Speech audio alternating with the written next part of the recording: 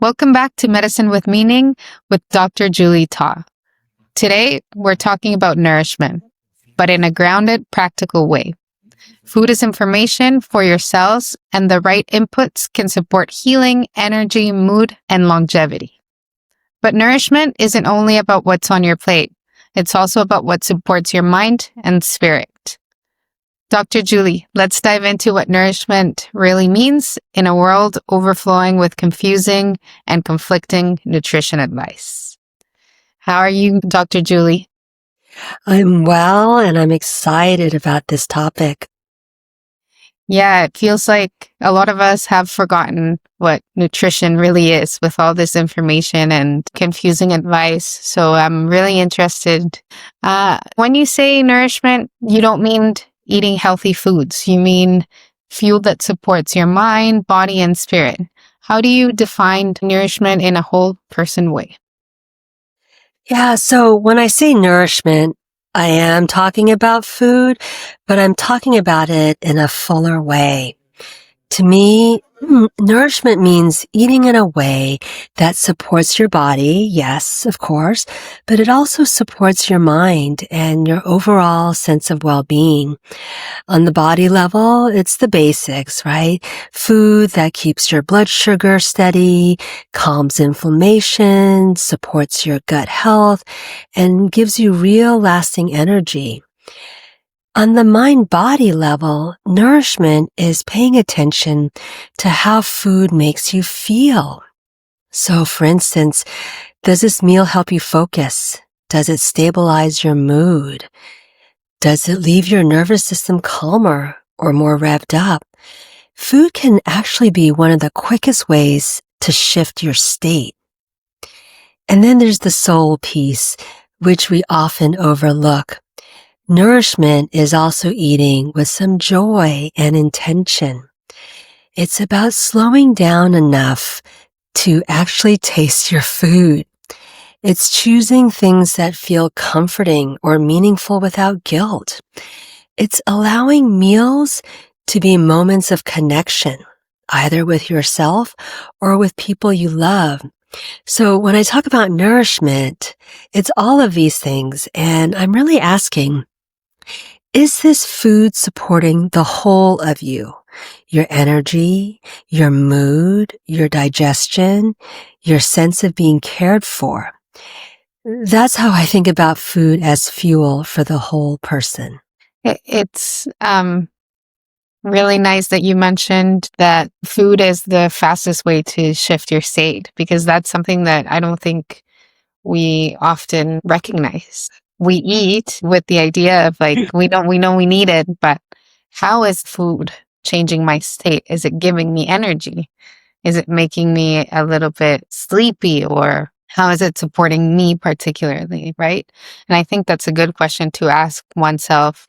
For sure. And it goes back to what I've been saying all along is our body has messages for us, and it's important to listen to how our body feels. Actually, the whole of ourselves, how we feel after eating certain foods and paying attention and making that connection. And so often, most of us are disconnected from that messaging.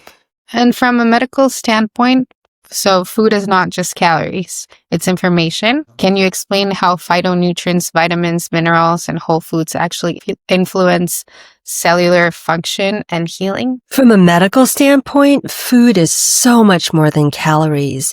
Food is information. So every bite you take sends a signal to your cells about how to function, repair, and respond to the world around you. Okay, so what does that actually mean? So when you eat colorful plants like berries, greens, herbs, and spices, you're taking in phytonutrients. And phytonutrients act like tiny messengers.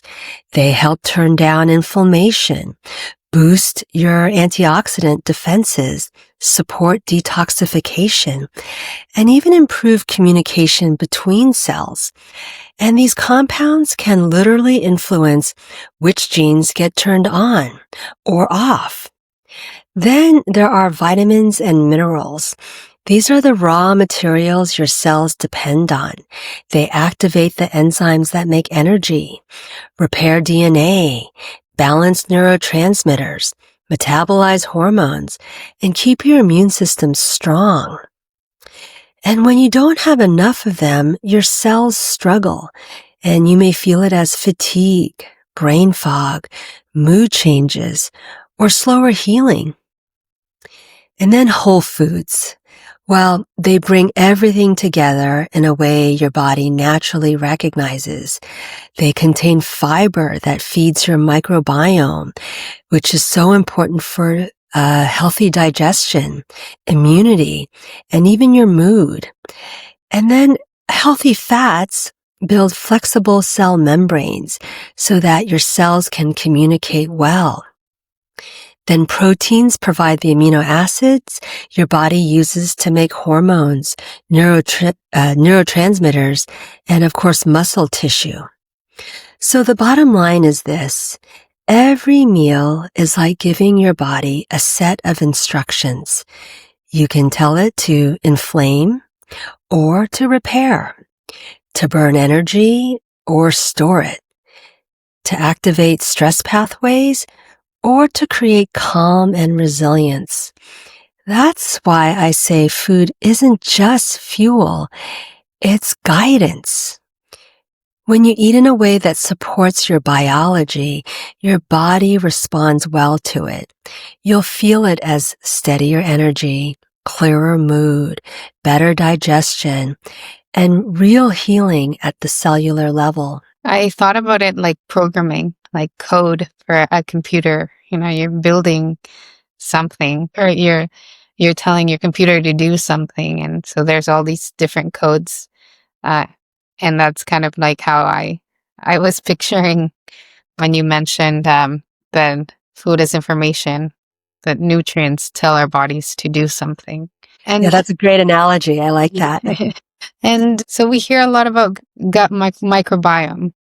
How does the food we eat directly shape the health, diversity, and balance of that microbiome?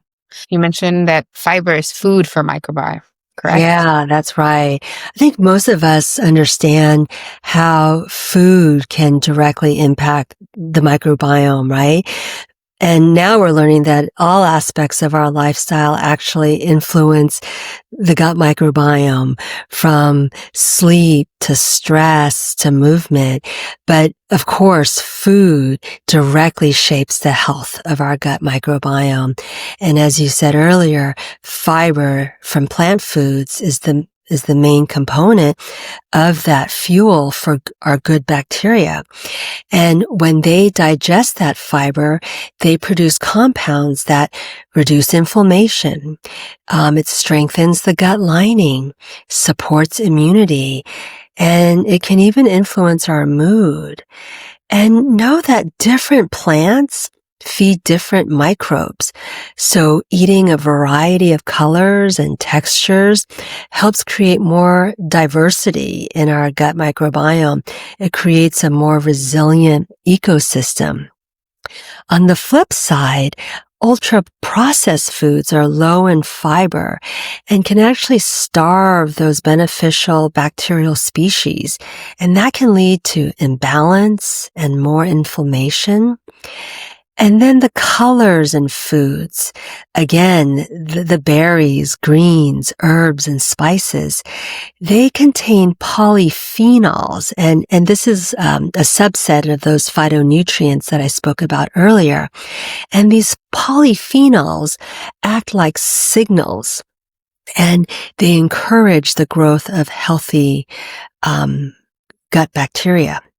So your gut really is a living ecosystem, and every meal is either helping it thrive or making it harder for the microbes to stay in a healthy balance. And you mentioned that there's a lot of different factors that change the microbiome. So, does that mean that the microbiome can change overnight, or it's constantly changing? Yes, in fact, it can. I'm not sure about overnight measurably, but on the order of days. And there is research to support this, that, incorporating, for instance, exercise can change your microbiome, within a matter of days. And certainly I imagine, food can do that. So it is real time. It's not months in advance. That's so amazing. It's like it's living organisms. So you kind of have to treat them as that, right? They're alive. But like at the same time, I guess if you think about how is food changing me, how is this habit changing me, you're also thinking about how it's changing your microbiome because it's an ecosystem that also thrives from the same things that you thrive. Ooh, Or that's a good one too. Yeah. For sure. What helps us thrive will help our microbiome thrive. And it's circular when our microbiome is thriving and there's a healthy balance of the good bugs, versus, I don't want to say bad bugs, but the ones that don't contribute to our health. That influences how we feel, and it impacts our health. So it's very circular. What we do impacts the microbiome, and the health of the microbiome impacts our health and well-being. and you mentioned diversity. So just as in everything else in the world, like plants and the ecosystem outside of us thrives from diversity. Our microbiome, when it's diverse, also makes us stronger. So we should be looking at that as well. Yeah. For sure. And eating a variety of plants, different plants, contributes to that. And, minimizing ultra processed foods, as I spoke to earlier, because it doesn't have much fiber and it's not feeding those healthy bugs. I once heard that eating local, for example, would be eating foods that provided what was needed for the microbiome in your gut that was prepared to deal with the environmental threats of your location, if that makes sense.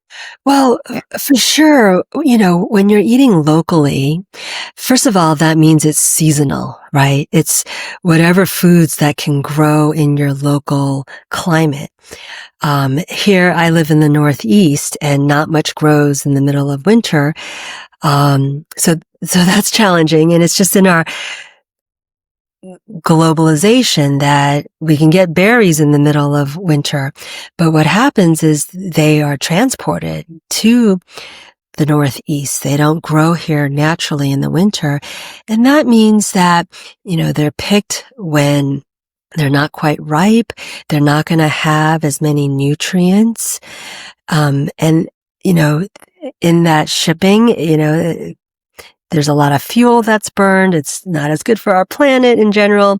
And so, eating locally is a great concept because, you're also able to eat seasonally, and you're, eating foods that are picked when it's ripe, and that's when it's going to have the most nutrients. And on that note, so many people try to follow food rules or trends.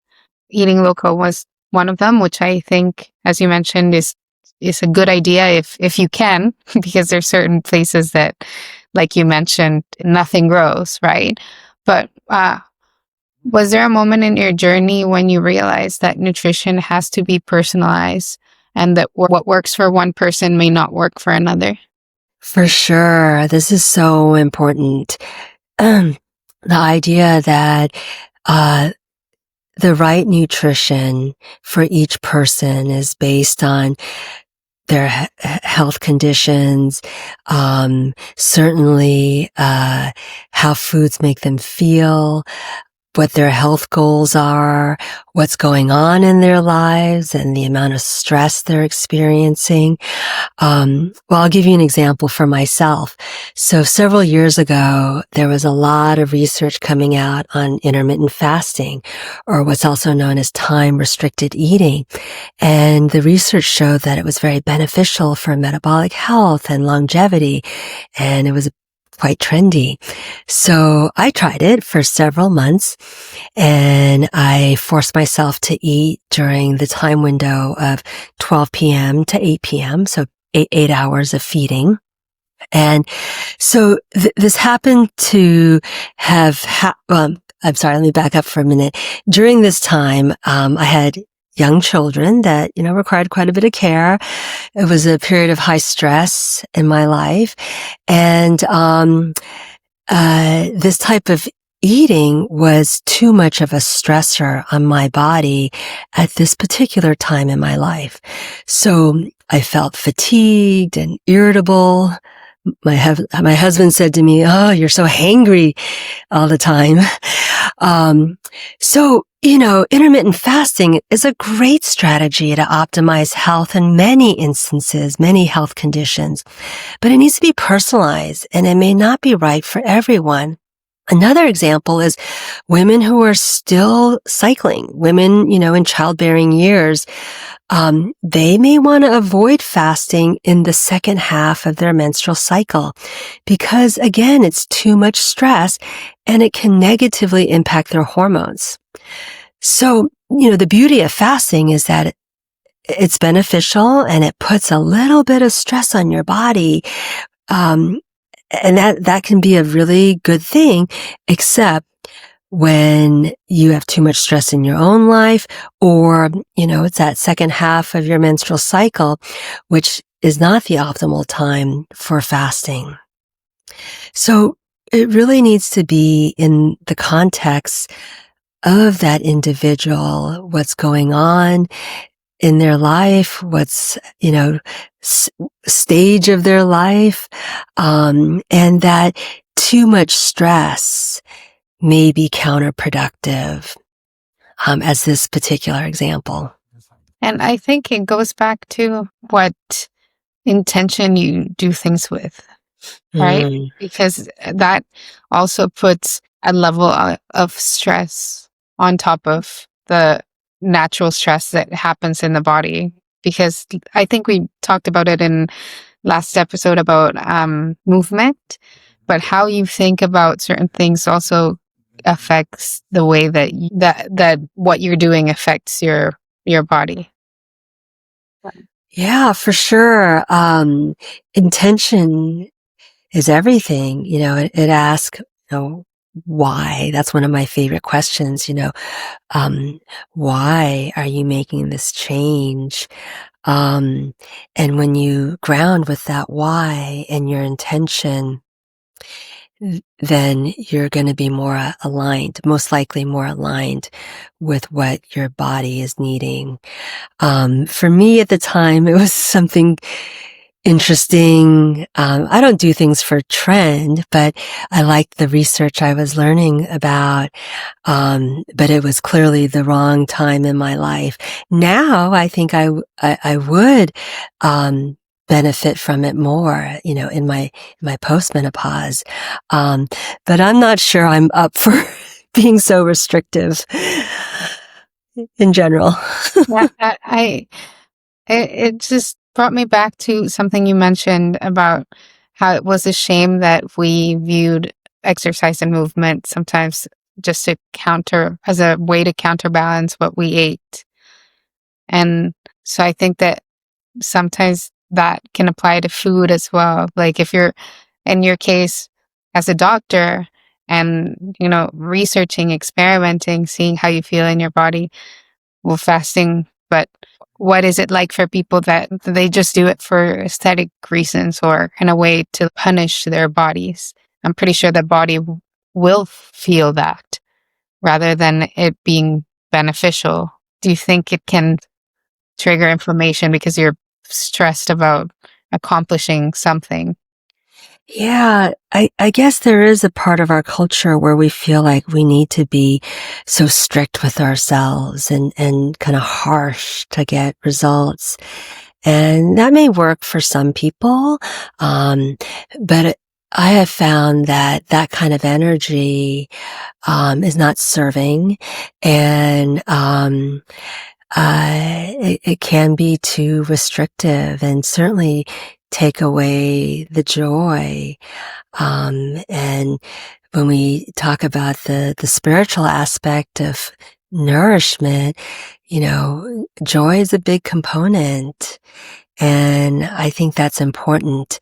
And I think, when we do things in the name of health, it feels like, well, gosh, that should supersede joy, right? Because health is so important. And it's true, that's what I do for a living. I help people optimize their health and prevent chronic disease.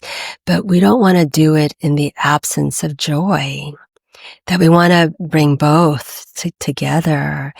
And I know there's a way to layer both in. Of course, you mentioned something so important. Well, I would think that the way you say it is that joy is a part of health. Like if you're not joyful, there's an indicator that perhaps you're not as healthy as you could be, because that's emotional health, being able to feel joy as well, right? And so when we do things in the name of health, but I feel that sometimes it's a way of justifying what we're doing. Oh, I'm doing this to be healthy, but you're really just like being so harsh on yourself. And so how can that be healthy? I say this because I think that I've done it. I've done it. Where I think I'm going to do this because I'm healthy, but at the same time, or because I want to get healthier. But then I'm like struggling. I'm like fighting with myself. I'm at war. I'm like, no, you should. It's like me constantly like military style doing things, when what is the point of that? I think we've all done that. I'm going to just say, I'll speak for myself as well. I've certainly done that in various seasons of my life. But yeah, recognizing that kind of energy and pressure can certainly cause stress in our body and surge of cortisol and trigger fight or flight. And that's going to be counterproductive. And I see that a lot, especially in people who are trying to lose weight, when they get too restrictive in their diet, or actually over-exercise. That's a really good example. You can cause inflammation in your body. And it's a matter of balance, right? I always say too much of a good thing may not necessarily be a good thing. And I have seen, women, especially who do a lot of cardio every day. It causes inflammation, and they have weight loss resistance because they're doing too much cardio. And when they balance it with some strength training, as well as some yoga or Pilates, something that's a little bit gentler and allowing for a day of rest and restoration, things start to feel more balanced and the body then responds. So I think this idea of balance is really key. And then when you were talking about joy, it's the idea of well-being. So there's health, which can be the absence of illness. I think most of us don't buy that definition of health.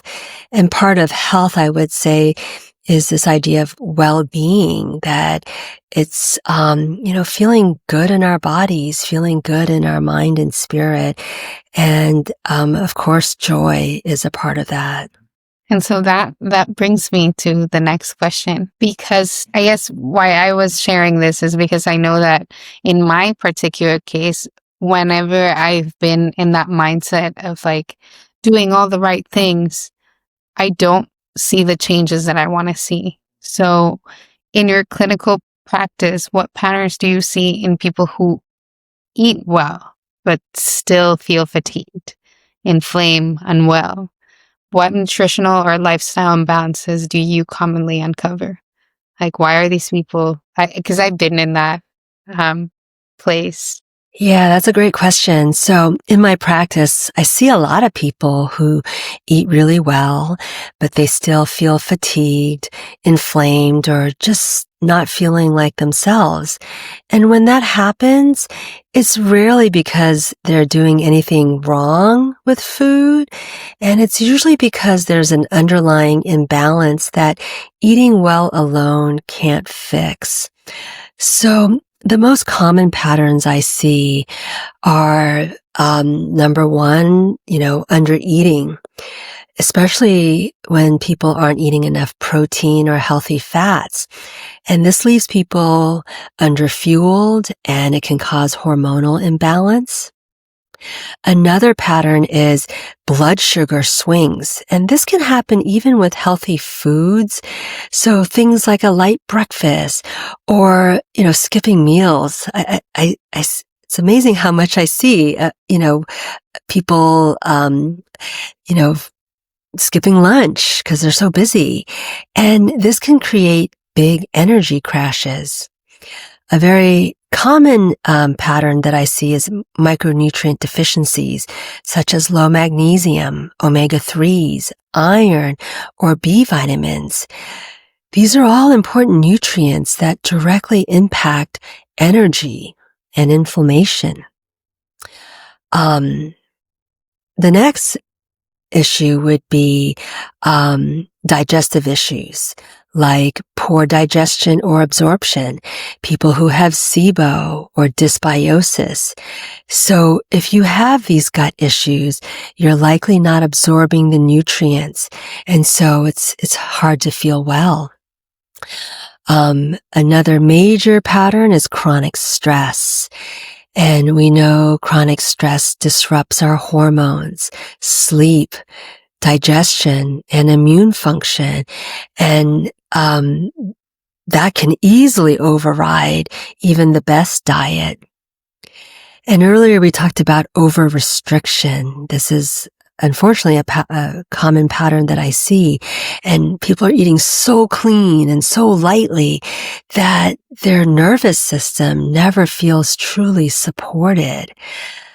So even when someone is eating well, their body may not be getting what it actually needs to feel nourished.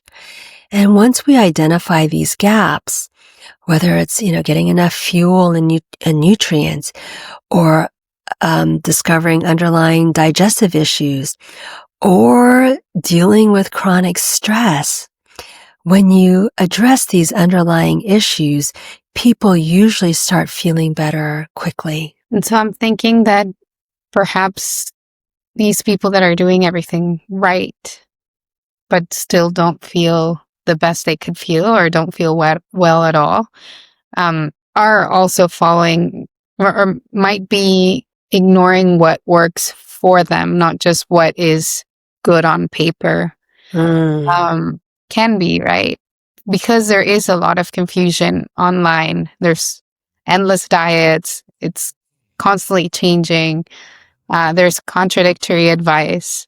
So what, like we talked about earlier, when is it a good time for you to be fasting? When is it not a good time for you to be in your life to be fasting?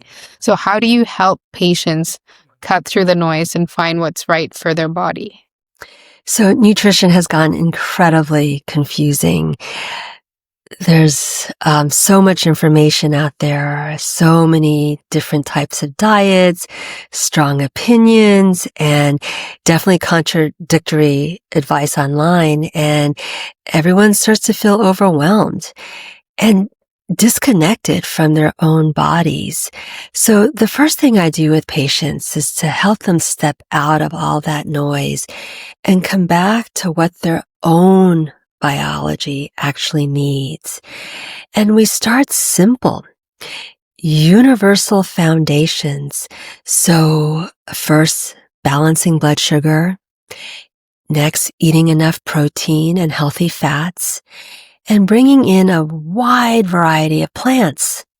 These basics stabilize energy, hormones, improve digestion, and lower inflammation, and they apply no matter what diet trend is circulating.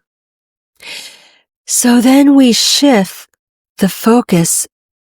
Well, I would say that, when they're able to do these things, we're able to shift their biology and help them focus on their lived experience. And so I ask them, what happens to your energy after a certain breakfast? Does your digestion feel calm, or is it reactive after lunch? Do certain foods help you feel grounded, or do they leave you feeling depleted? Your body gives you real feedback every single day. You just have to learn to listen to your body. So when they're able to answer these questions, from there we'll individualize. Some people need more protein. Others genuinely need more carbohydrates. Some do better with warm cooked foods. They're more grounding. Others need lighter, fresher foods. Or you eat, here's an example of eating seasonally, where in the summer you may eat more salads, right? Fresh foods. In the winter, you may eat more cooked foods or roasted vegetables and root vegetables, right? And the issue of fiber, we said earlier, it feeds the good bacteria, but not everybody tolerates a ton of fiber initially. So you may need to support gut health, figure out what are the underlying imbalances and treat, any gut dysfunction before you increase the amount of fiber.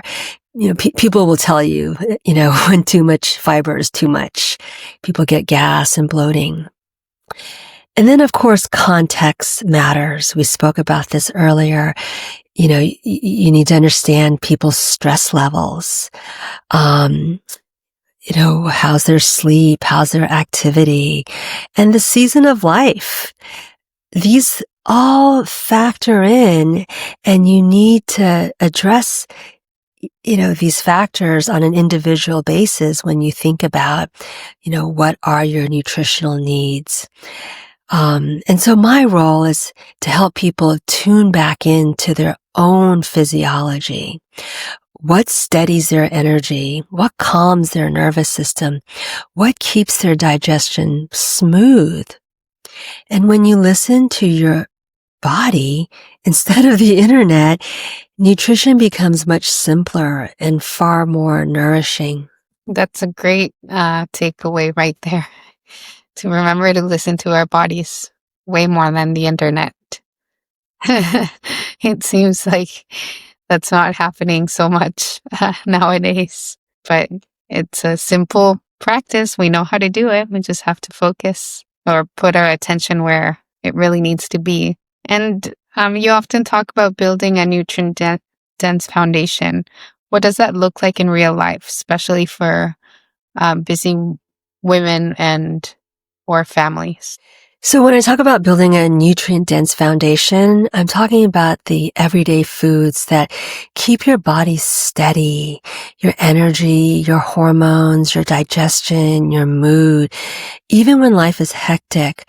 And the good news is it doesn't require perfection or complicated cooking.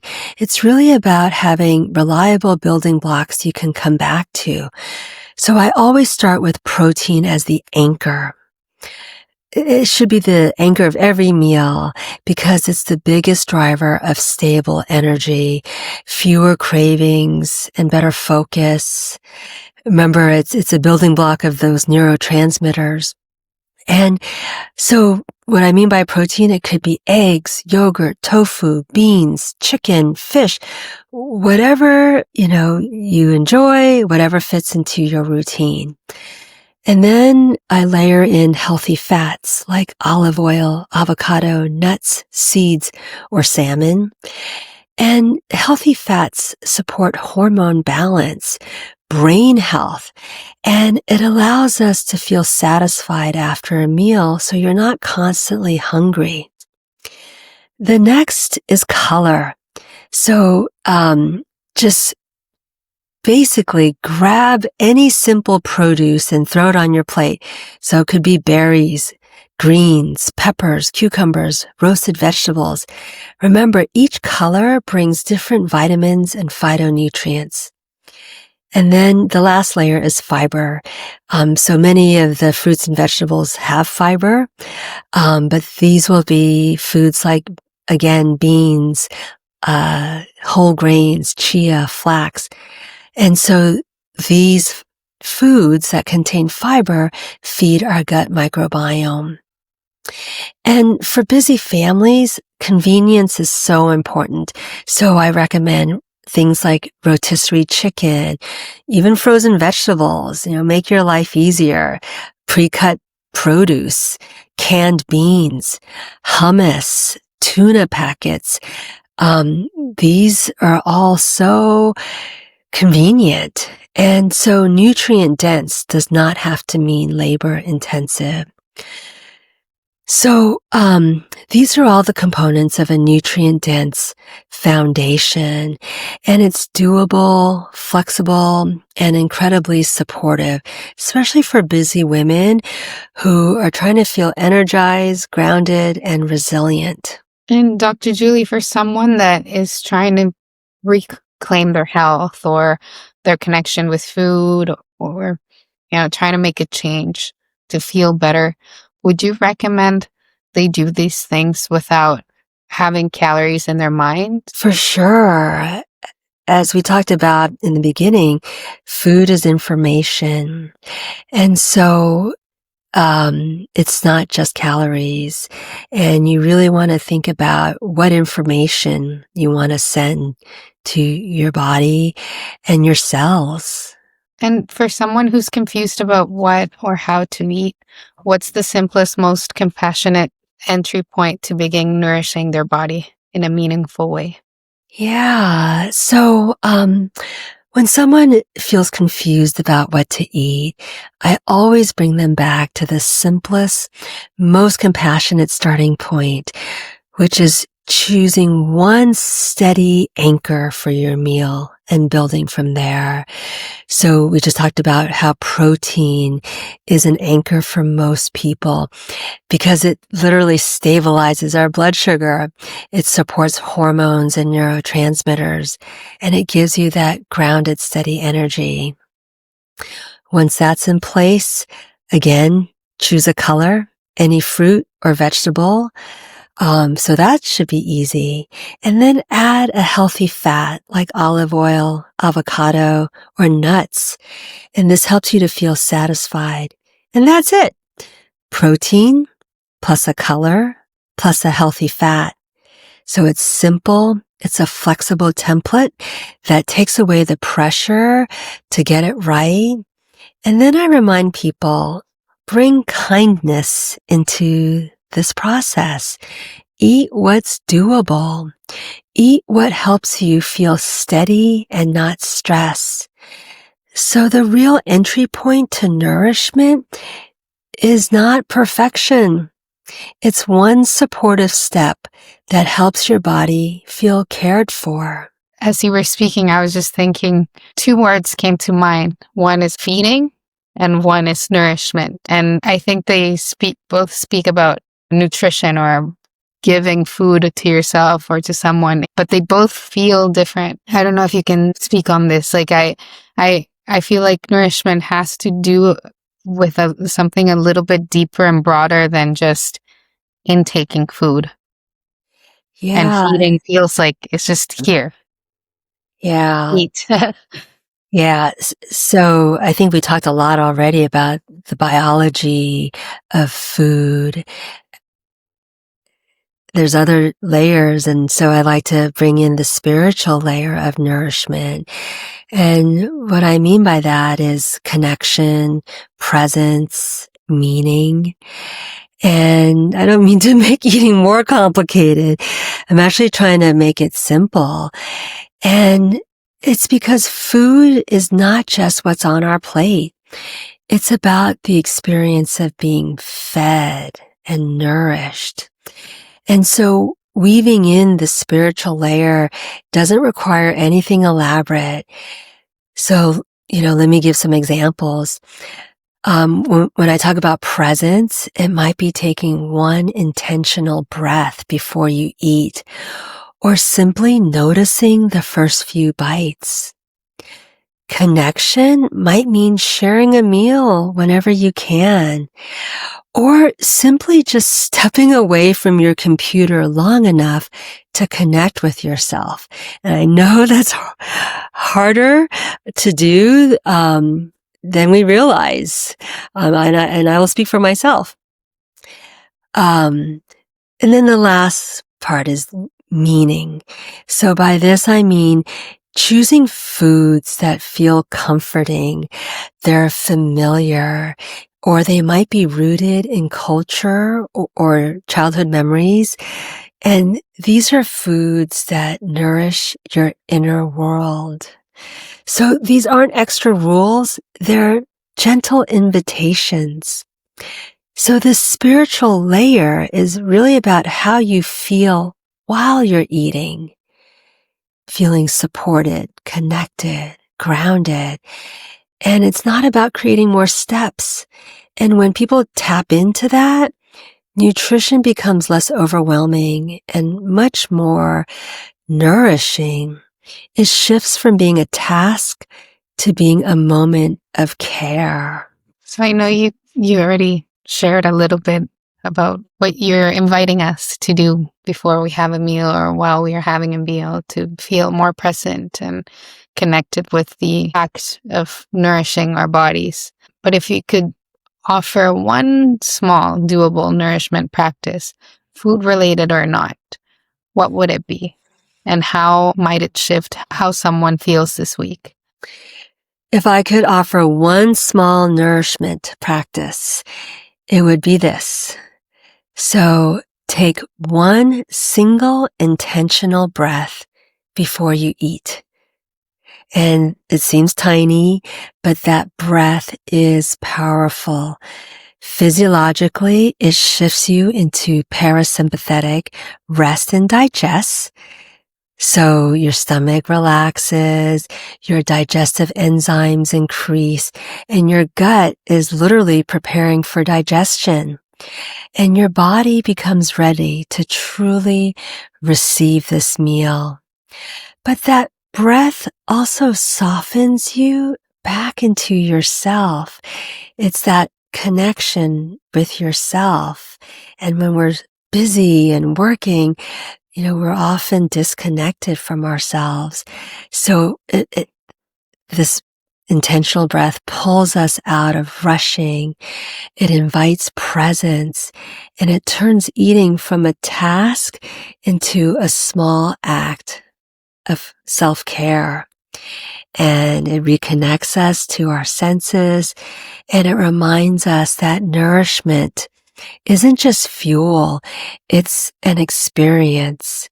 And so most people, they'll feel the difference right away. They slow down, feel more satisfied, digest more smoothly, and move through the day more grounded. So one breath. It's simple, doable, and profoundly nourishing on every level. Thank you so much, Dr. Julie. I know I'm going to take a breath after this podcast because I'm having lunch. So thank you so much for everything that you've shared with us, for being so clear and sharing simple things that we can become aware of that shift the way that we connect with ourselves and with food. And we've reached the end of our episode. Is there anything else you would like to leave the audience with? Well, I've really enjoyed speaking today, and thank you all for listening. Thank you for joining us for this episode of Medicine with Meaning. If there's one takeaway from today, is that nourishment isn't about rules, it's about giving yourselves, your mind, and your spirit what they need to feel alive and supported. Share this episode with someone who's overwhelmed by nutrition advice, and join us next time for another conversation that blends science, heart, and the everyday practices that support real well-being. And if you'd like to connect with Dr. Julie, be sure to visit www.julietahmd.com or send her a DM on her Instagram at julie.ta.md. We'll leave her website and her Instagram handle in the show's notes.